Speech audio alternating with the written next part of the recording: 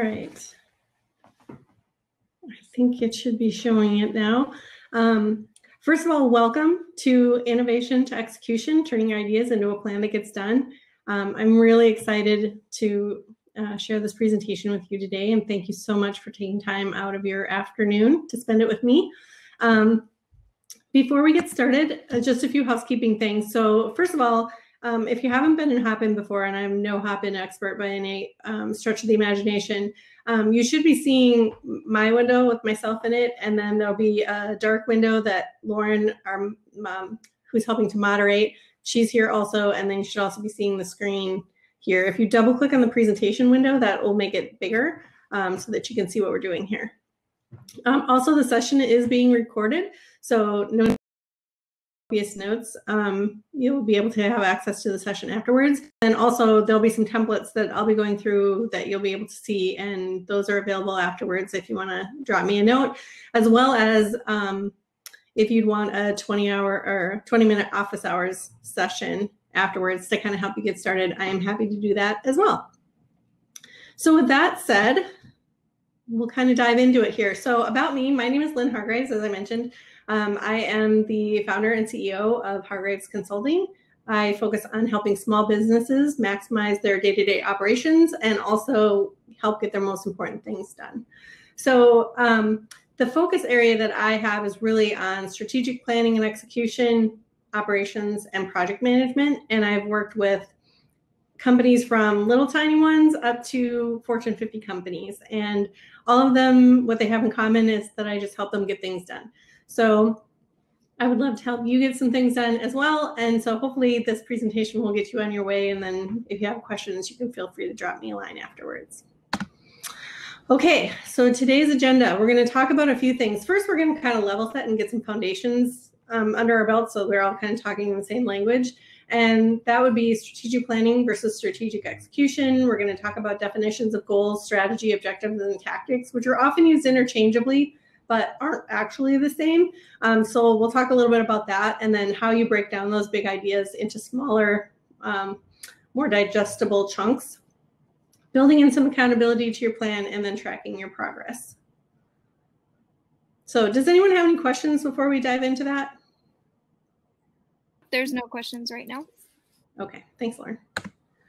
All right, so Stephen Covey, who is one of my favorite, or was one of my favorite authors and speakers and presenters on this topic, had a great quote that says, most leaders would agree they'd be better off having an average strategy with superb execution than a superb strategy with poor execution. And I could not agree more. I think it's most important to not just have amazing ideas, but even if you have pretty darn good ideas, those are good enough as long as you execute them well. So where do we start? First of all, strategic planning versus strategic execution. So both necessary, but different. So strategic planning is that thing where it's like the leadership team, they go off site, they get together, they talk about sort of big thinking things. Like if you're new, maybe establishing your mission, or if you've been around for a while, confirming what your mission is as an organization. You're going to articulate your vision, reinforce the core values of your organization, talk about the competition and, you know, where you fit in it, where you fit in the industry as a whole. Maybe you're going to do a SWOT or a pest analysis, and then you establish some long-term goals. So, so that's really about kind of thinking big, where you want to be, not right this minute, but down the road. It's kind of like, what's your North Star? What's the goal post that you're aiming for? Strategic execution, on the other hand, is really around, okay, let's take those goals and those big ideas and translate them into something so that we know exactly what can we do right now to start moving us in that direction. So it's really about, what are you going to do? How are you going to do it? Who's going to be responsible for it? When is it get done? When is it going to get done? And what results and what progress can you expect? So definitionally then, getting back to that whole goals, objectives, strategy, tactics. So goals are really, it's the big idea, the high level New Year's resolution type thing, where it's like, I want to get in shape. I want to earn more money. I want to, you know, travel more, whatever it is. It's the big idea. The objective is more specific. And that's where our friend, the SMART framework comes in, where it's specific, measurable, actionable, relevant, and time-bound. So that's where we kind of get those things where it's like, I want to do this by this date or something like that. So then strategy is about how are you going to go about doing it? So, you know, when we think about, I want to get, an old boss of mine used to use a lot of barn analogies. And so I remember it's like, well, which way are we going to go around the barn? So are we going to go this way? Are we going to go that way? Are we over, under, through? There's lots of ways to get to the other side of the barn. So you got to decide, what's your strategy? Then finally is the tactics. So what are the specific tactics and activities that you can start today and that are going to kind of ladder up over time to get you where you need to be? So quick example, big idea, get in shape. Then so to do that, my objective is to complete a 5K by the end of next May.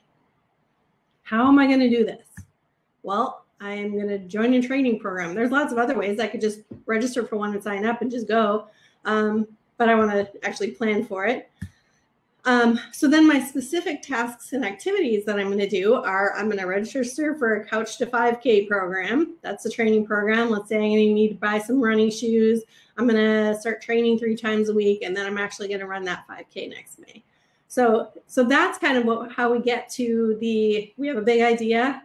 We get a little more specific on it. We talk about how we're going to get there, and then what specifically do we need to take action on in order to make it happen.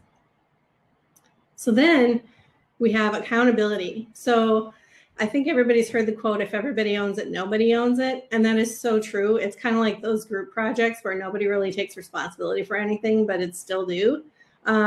Each objective needs to have an owner, and each tactic needs to have an owner. And they could be the same person, but also know that the owner doesn't have to be the person who's doing the work. So let's say, you know, I'm a VP of Ops and I'm the owner of a particular objective that needs to be done. Well, I might have 1 or more people on my team that are actually doing the work or helping me with the work.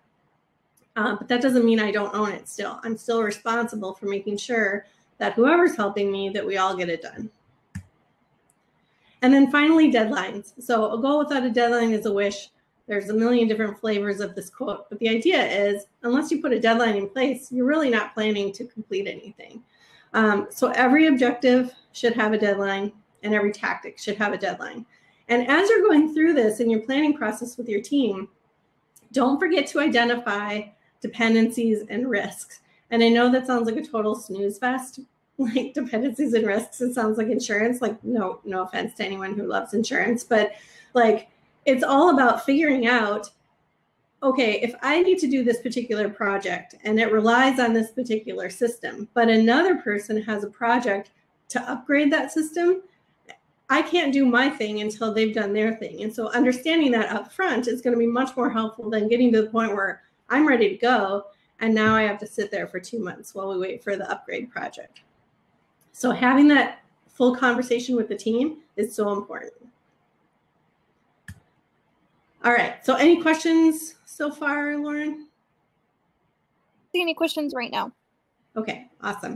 If you have any questions, feel free to type them in the chat. I'll, pause here and there just to make sure we're not losing anyone. Okay, so we've got some ideas. We're ready to put together a plan. So the first thing is really to identify, you've got your long-term goals.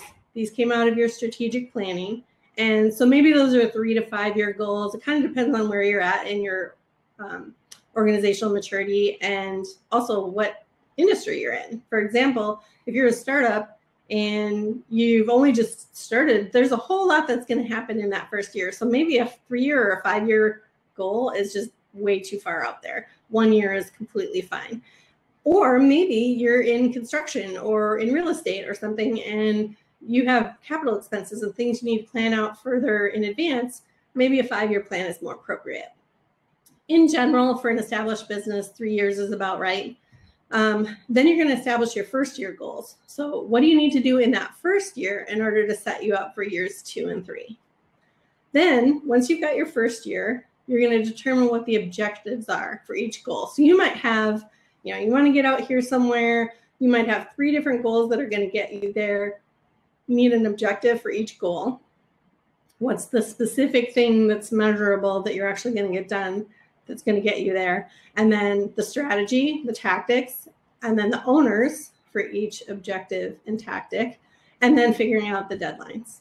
So it's a lot. You can imagine, like, you could spend half a day or all day kind of figuring all this stuff out, but it's so important because once you walk out of that planning room or Zoom, as it were, you know exactly what you need to be working on in this next year in order to get where you want to go. So visually, if you like to see a visual representation, and actually this kind of thing is super helpful when you're talking with your team about it too, you can show, here's our annual goal.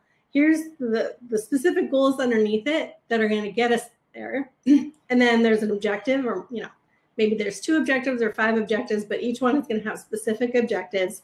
Layer in the strategy and then the tactics.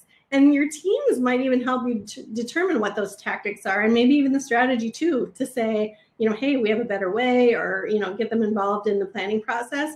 That's completely fine. Okay, so then next you're going to create a plan. I am a bit of a spreadsheet nerd, I will admit. This stuff is kind of my jam. So if you are not sure about how to create this spreadsheet, this is one of the templates that I can absolutely send to you. But it's a way for you to keep track of what are all these pieces that you've decided on and put together. So you've got your year, then you've got your goals. So these are the things that we need to get done in this next year in order to achieve our goals. Okay, then we're going to layer in our accountability piece. So we already kind of talked about this earlier, but basically this is saying for each of these objectives, we're going to have an owner that's assigned, and there's going to be a deadline for it. And then within each of those, you're going to have the tactics and their owners and their due dates. So for example, going back to our objective or goal of get in shape, we might have the run a 5K, but we also might have lose 5 pounds, and we also might have get more sleep or whatever. And so within each of those objectives, now we're going to have specific tactics around eating more vegetables and buying our running shoes and all those kinds of things. So you can see how if you were just trying to remember all these things, you could lose track. So that's why we're going to put them in the spreadsheet. Then you're going to want to do a sanity check, because this is what I see happen a lot of the time. If you put down where everything goes based on the deadlines that you've assigned, and then you realize, oh my gosh, all of this stuff is going to be due in the second quarter or the first quarter, then you might want to go back and look at it, because can you realistically do all of that stuff? I don't know. I mean, maybe your team just has a ton of spare time, but probably not. So one thing you're going to want to look at is, are there dependencies that you haven't thought of that maybe you want to go back and look and just make sure that maybe some of these don't need to be sequenced a little differently to spread them out? And then also, are your goals at the right level? So if you actually think you can get a year's worth of objectives done in the first half of the year, maybe the goals aren't big enough. Maybe you need to think bigger.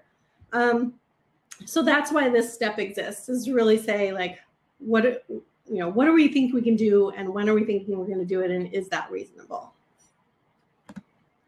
Okay, so then for this, if we go back to this one, we're going to pull that first column, the tactics due Q1. We're going to pull that into a quarterly scorecard. And this is the other template that I can send you.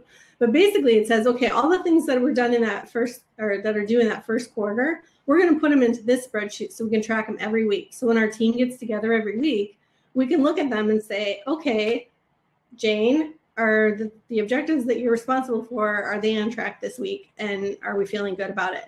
Now, here's the thing. My second note about the transparency and trust are key. So here's what I've seen happen. We have everybody going, yep, totally on track. Everything's fine. All good. Going to get it done.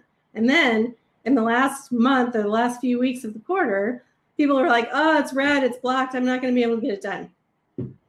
That something happened earlier. And what is really important is for the team to be able to say, it's 3 weeks in. To be totally honest, I haven't started on this, and I'm just so busy. I just don't know when I can get to it.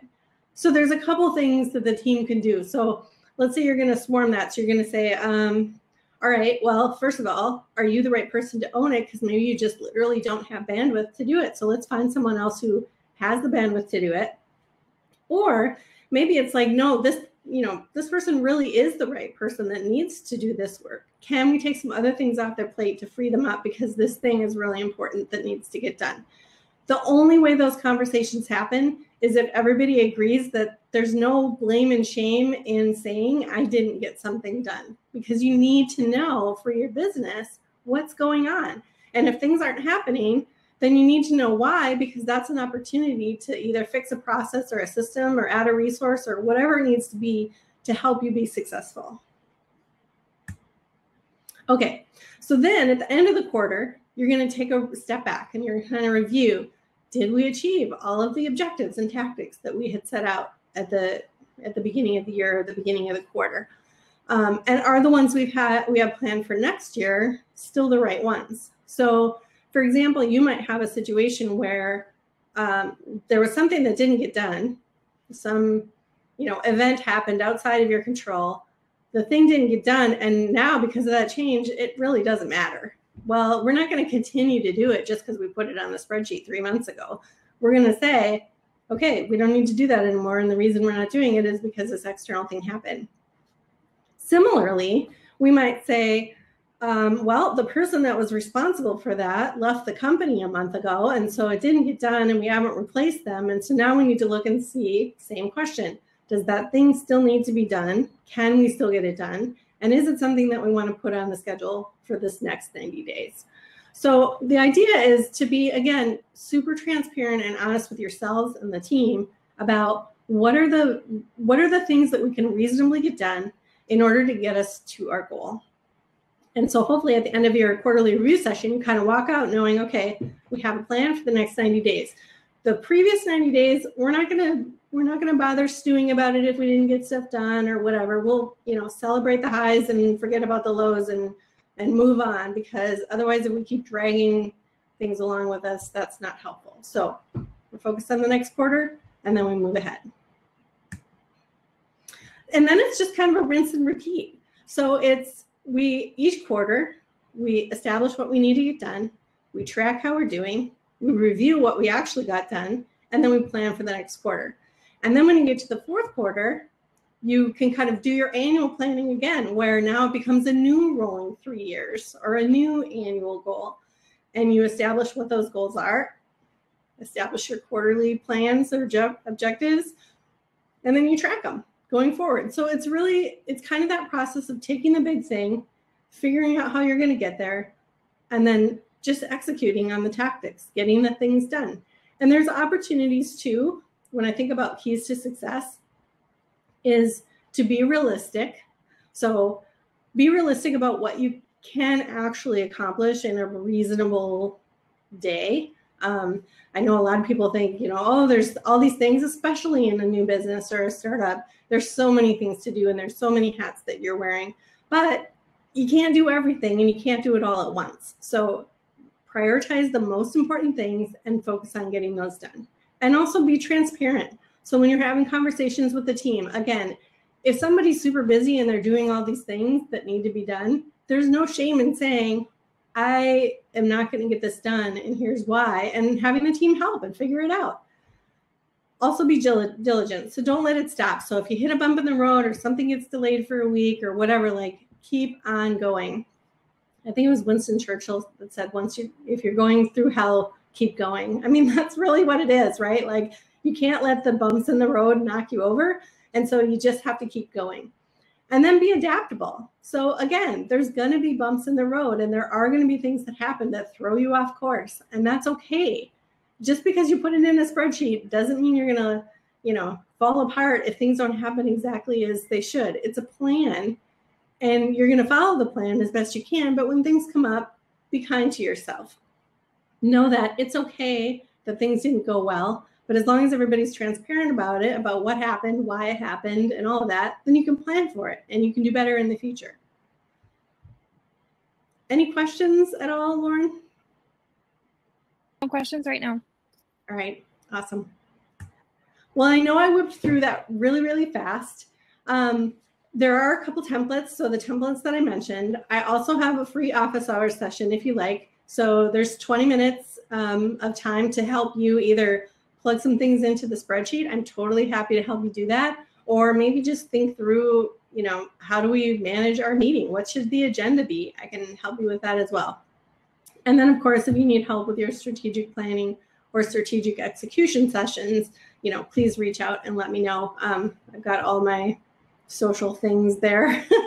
And you can also drop me an email. So if there isn't any other questions, then I think we can adjourn. Lauren, anything else? Nope, I don't think so. I'm just going to put information about your email and to make sure to email you if they want the templates or a free 20-minute session. Awesome. Thank you so much.